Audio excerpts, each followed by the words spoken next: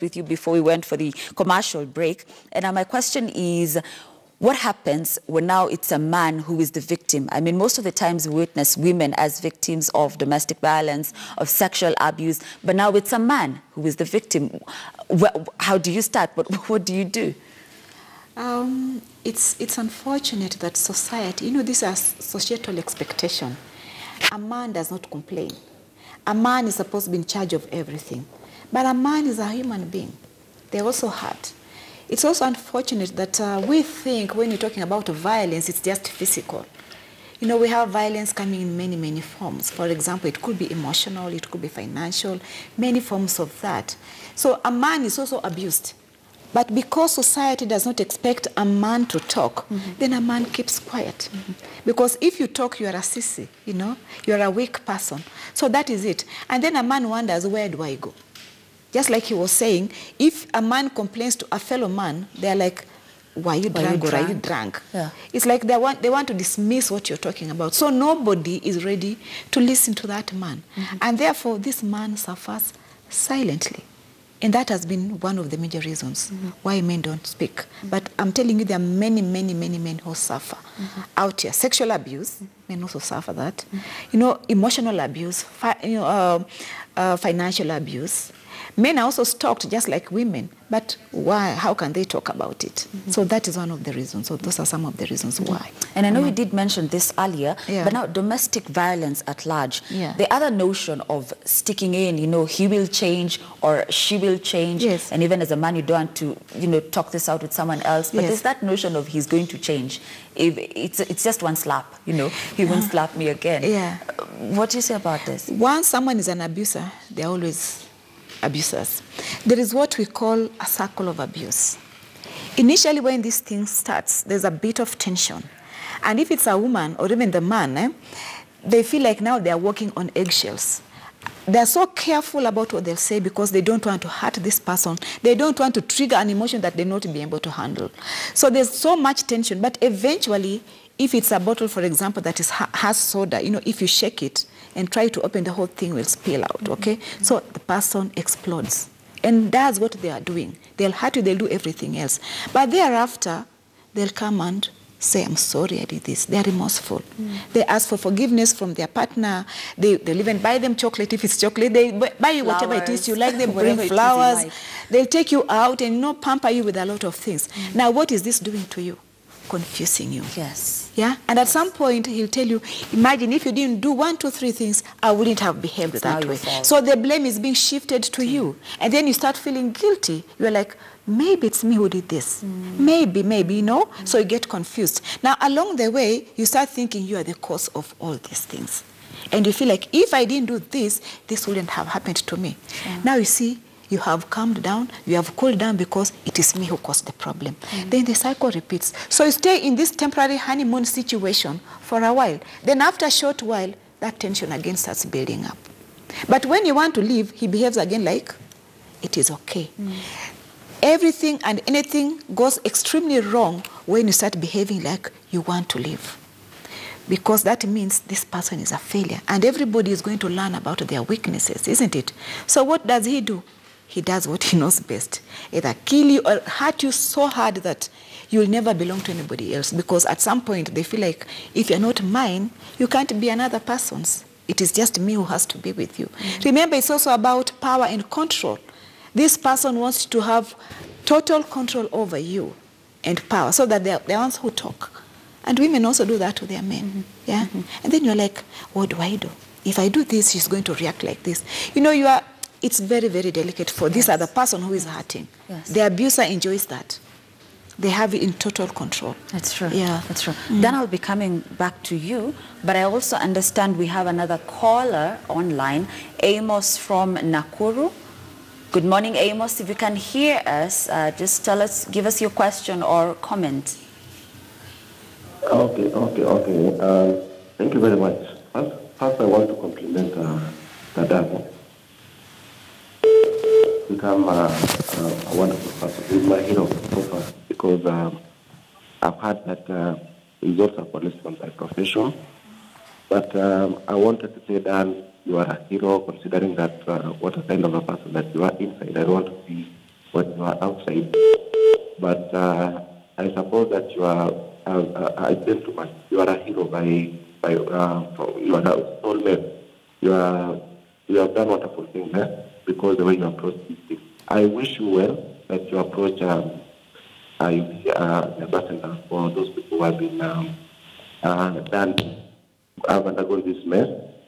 I really wish that you come out of it. I know you are a gentleman from inside. I've seen you. Now, I wanted to add what you have tried to consider that you're a policeman. Did you in one way or the other, or see your wife going that route? Depending on the skill that you had. I've had the madam akisema kwamba you can see things happening. I mean, coming from far, and then you can approach it from somehow higher. Thank you very much. Okay, thank you very much, Amos Kitar from Nakuru. Just picking a few of the things he said. He was a bit of breaking at some point, but he did say you are a hero, Dan, and he wishes that you completely come out of it. But I did hear, like, he spoke about your wife. He did mention your wife, and now earlier on you did say that the matter is in court, and of course we cannot delve deeper into it because it's a matter that's still in court. But I want to know, is she remanded? Is she out? Did you forgive her? What do you think of her? Okay. She when she was taken to court, later she was released on bond. But the matter is still in court. Yes, and we are hopeful that this here will finalize the matter. The matter will be concluded, and then justice will prevail. Yes, justice will prevail. Yes. What do you feel about her now, then and now? I think she's so guilty of what she did because at one point she tried to, we have met in court. At one point I asked her what happened. She said she don't know, halidanganyo. Yeah, and at any case, when I goes to attend the court hearing, when she sees me, she always looks down. Yeah. When she says alidanganywa, what does that mean? Now that's the question. Did you ask her? I asked her and she kept quiet. As I've told you, she is the kind of a person who will not share. Yes. Will not even complete the statement or tell you, ilikuwa hivi, this is what happened, fulani. But now I did not even insist. Because at one point I felt now the pain, just trying to kufuatilia to know what happened or who nani alimdanganya. Yes.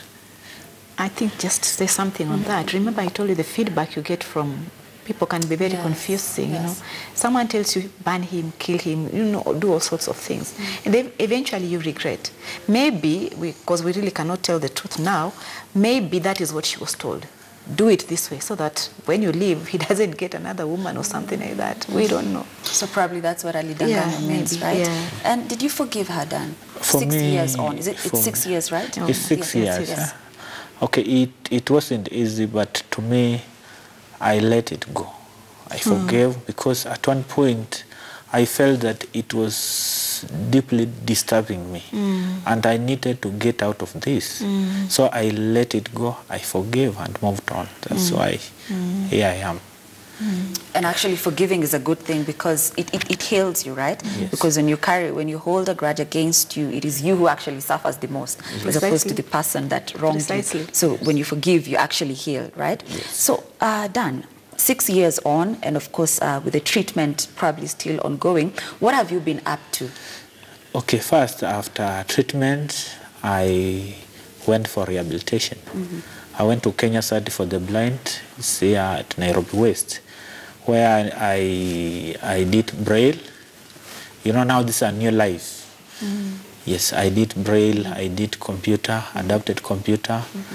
I learned about the daily living skills now, how you can cook, wash, because at some point you'll find yourself alone. You're alone in the house, and what will you do?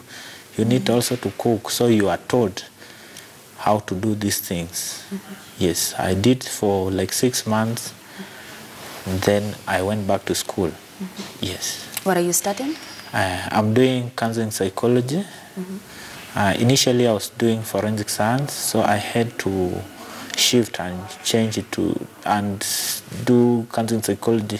Why? Because I felt that there's a gap, and many people, when I was in hospital, I saw many people with similar case to mine, and then there was no one to even listen to them, and many people could not even afford the services of a therapist. So I felt I can be part of change. I was obligated to do the course. I was just convicted to do the course. I felt the conviction. I've gone through this. What can I do to change now the situation at hand? So I felt if I do this course, I'll have the knowledge. I'll be equipped with the skills to come out and help my fellow men and other people who are going through the violence in the society. Yes. Such a noble decision. You're doing that for you and for others, right? Yes. Okay. I understand we have Rose Emali from Kakamega. Good morning, Rose. Tell us what you have for us this morning. Rose, if you can hear us, kindly speak to us. Hello, morning. Yes, good morning, Rose. How are you? I'm fine. How about you? I'm fine also, but me, I'm shocked with the story of David. Yes. But my question is, what really happened? What had David done to that woman? And they have kids with that woman. Rose, I think you missed out the first part of our interview because he actually did answer that. He did say they had a slight conflict with the wife.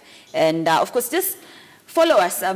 This interview will be uploaded immediately after the show is done because Dan did answer that question. But of course, I really do appreciate that feedback that's coming out, and a lot of people are listening to us, and they're really proud of you, Dan, because you've stood strong. Thank you. Yeah, Dan, you stood strong, and God will keep on keeping you strong. We are praying. One day, God will do wonders to you. Yes, Dan, you had that. You had that right. Lots of positive feedback from Kenyans. Ngini, if I could involve you, a lot of times, fortunately for them, you see that a lot of times when this happens, when a man beats a woman, probably it's when the children are around and they see this happening. And we've actually seen people say, I grew up in a family where my dad would beat my mom all the time, or the other way around. What does this do to the children, and how do we avert such situations? Okay. First and foremost, let me just tell this to Dan. Sharing your experience does not make you a weak person. In fact, it makes you stronger. And as you sit here, you're speaking for many, many voices that do not have a voice to speak. So keep it up. Thank you. He is an inspiration. Yes, he is. He is an inspiration. So coming back to your question, many times that violence happens in the presence of children. Now, children learn by observation. So if they see the father shouting or beating their mother, they think that is how life is supposed to be. So what happens? They grow up that way, in thinking that a woman needs to be beaten, a woman needs to be shouted at. Now that is for the boys. What about the girls? They think a woman needs to be beaten also, and a woman needs to be submissive and patient and tolerant. So they endure so much in their relationships. So this becomes a generational abuse. It's carried from one generation to another and goes on like that. But yes, it can be stopped somewhere. We can break the cycle. We need to do a lot of psychoeducation, communicating to everybody and letting them know that really talking is the thing. Because when you beat me, it doesn't mean I'll change. I'll just feel the pain. But tomorrow again you beat me. Will I really want to change? I'll just become harder. And just maybe adapt to that. It doesn't help at all. Your kids, again, need to be talked to, and we are saying right from the very, very initial stages, the early ages, like when they go to school, they need to be told. In fact, that's a campaign we are having somewhere for creating self-awareness in children right from the very beginning, okay? And that is what I would also recommend that Dan does. He needs to get a lot of therapy. I mean, from a trauma specialist, because this is a lot of trauma he's experienced along the way. Yeah, so yeah, children can pick that from their parents and continue with it. Yeah. I'll be asking you what happens if the man is the victim here and the children have to witness it. Yes. But we have Kelvin Kairu from Kariobangi. Good morning, Kelvin. What do you have for us? Hello. Yes, Kelvin. Good morning. Good morning, too. Yes, carry on. My name is Kelvin from Kariobangi. Yes. And that has been happening for a long time. Being an artist survivor also. I want to say that he's really a strong guy. And he inspires us as a lot of fun survivors. Yes, Kelvin, carry on. And we are really proud of him, and we meet regularly, and he tells us the story. Yes. And we feel encouraged about it. Indeed, he is a strong guy. Yes. And I would like to say, let it keep moving on, let it inspire many of the survivors, because I know there's big part of it is tough, definitely it is tough, but I know with people like that and others, yes, we can help as many people as we can. Sure. And we just give a chance to know that there is still life ahead, and we just have to wish on the way it is. True. So people just have a Okay, thank you very much, Kelvin. Kelvin Kairu there, he says he's your friend from Kariobangi, and he says there's still life after that, and he's so proud of you. A lot of positive feedback again, guys, proud of you, saying you're a really strong man, and of course keep telling people, keep sharing your story, because in one way or another you're inspiring someone out there. Ngini, you did answer, especially when the woman is the victim. But now what happens when it's a man who's the victim, and the children are watching? What does that do to them? At times, it has a negative effect on the children, because dad is supposed to be our protector. Dad is supposed to be strong. So when dad looks like he's the weak one here, the kids are left wondering, then are we safe? It confuses them. However, the man needs to pick the pieces, if he can, and seek help. Let him not just keep quiet there. Remember, as I said initially, when someone has those tendencies of abuse, they don't stop at just the first initial stage. They may continue and do things that are worse than just that. So the kids need to be talked to again, you know, like we do what we call family therapy for the entire family, to be talked to. And the man has to really say, yes, this is what I'm experiencing. I'll accept that this is how my wife is, and we need help. He needs to talk so that we reverse, you know, undo what has been done. Remember, this abuse is also a behavior that is just learned. Somebody cannot say, I was born like that, and that is how our family is. It is something you have picked, which means you just picked from some place and learned how to do it. And that means you can also unlearn. What has been learned can be unlearned. What has been learned can be unlearned, sure. We're about to wind up, but Dan, what keeps you going? For me is that the desire to help other people. I think that's what keeps me going, because currently we have many people, many men in this case, who are going through violence, but they cannot break the silence. Yes. They are going through a cycle of abuse and oppressions in the family, but you know they are silent. They don't have anyone who can listen to them. As I said, you know, women, we have been labeled as the perpetrators when it comes to domestic abuse. Yes. But when it's vice versa, then men are now most affected, because they don't have anywhere to share their story. So that's why I decided I can do something. Through the experience, through what I've gone through the pain, I can do something to stop, to sensitize, to mobilize the society and disseminate information, so that many people, men who are going through this, can also be helped. We can find a solution to our problems in our homes. Yes. Okay, so we need to talk. We Now, need to talk. I need to get your closing comments. Dan, I want you to talk about, you have an organization, Dan Shisha organization, yes, right? Yes. So tell us a little bit about it as you give your closing comments, and then Ngini, sorry. It's okay. Okay, to me, I felt that I needed a platform whereby I can help other men, other domestic violence survivors, burn survivors, to also live a dignified life and be a proactive citizens of this country.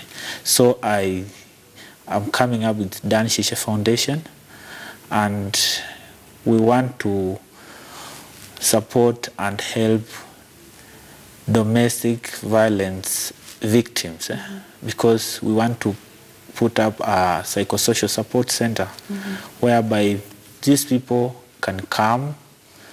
You have someone who is ready to listen to you, who can walk with you through the journey. Yes, and then we also want to sensitize the society about now the issue of domestic violence, the standards that are put on men, and how it's affecting men when it comes to violence.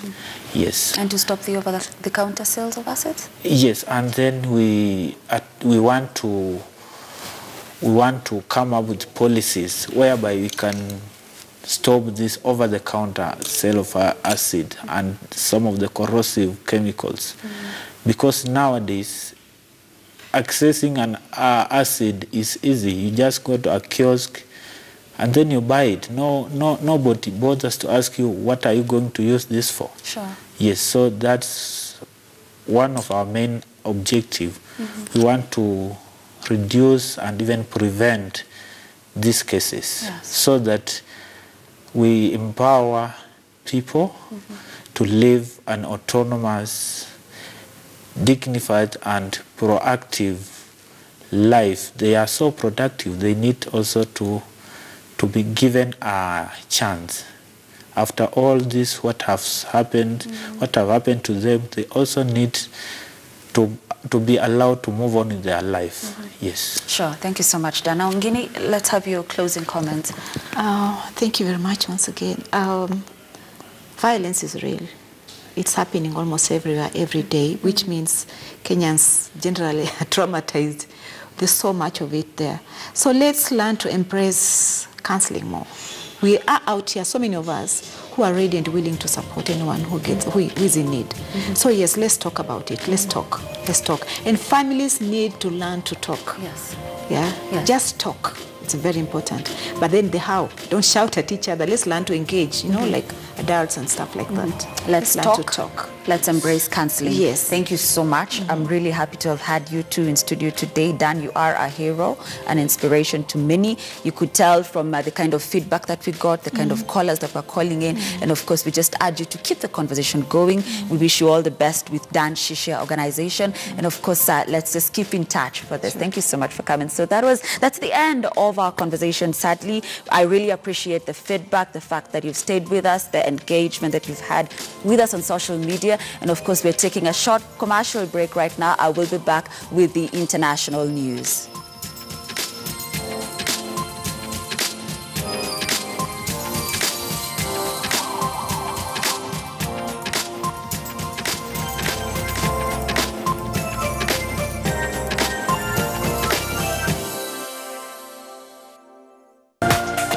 This is KTN News.